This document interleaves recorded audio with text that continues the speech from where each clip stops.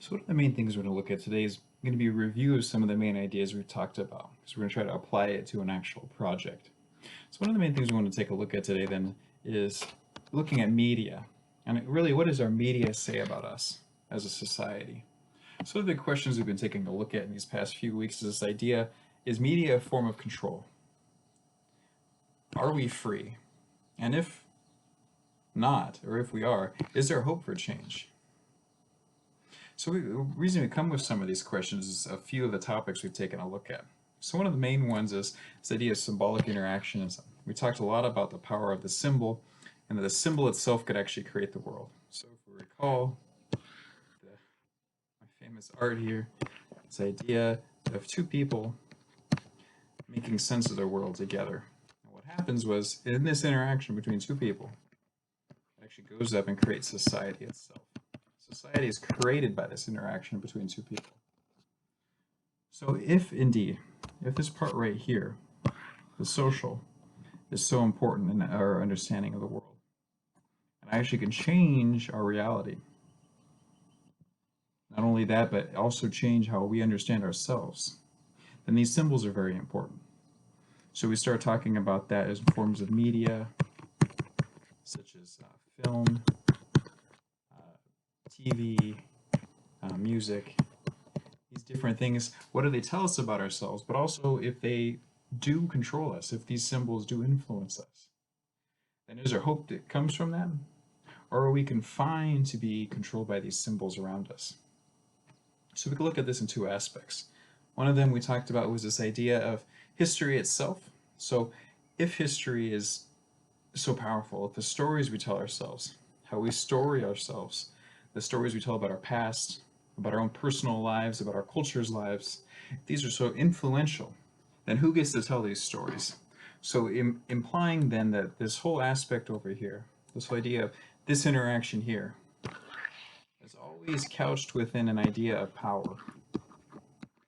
So it isn't just anybody who gets to define these stories. We may be defining it through interaction, but the most powerful people in our society are the ones that have disproportionate ability to control these stories. So as we go through this, Horkheimer and Adorno, we talked a bit about them. They're professors that were coming out of World War II, understanding that, trying to understand how Nazism could be possible. And they came up with two things, this idea of mass culture and how it influences us, not unlike consumer capitalism. So we no longer have small bits of culture where people are individually understanding things themselves, but more on a broader scale, these things are made by big corporations. When I think about things like Disney, for instance, as they start to accumulate more and more cultural titles that we're seeing growing up, and the values that these companies have, how do these influence us? And what happens when you have a whole generation that's brought up by one media group? So when things are mass produced, the tendency is towards monopolies, where one group ends up controlling all of them. So the less people that have a say in what culture looks like, the more troubling it might be to Horkheimer and Adorno as far as what freedom could be. Okay? So this final then, the final question then, is there hope in media? If we were to take a look around us, take a look around society, can we ask ourselves both parts of this? Is there hope for change?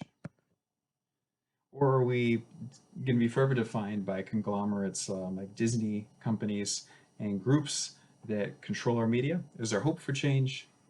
And either way, so that's one question. The second question is, what do they say about us? What does society say about us? What do these stories tell us about ourselves? So if we were to take a look at a particular film, a particular movie, a particular song or genre, what do they say about us? What do they say?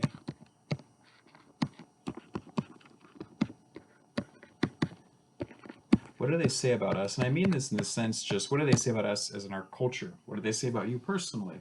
What do they say about a society?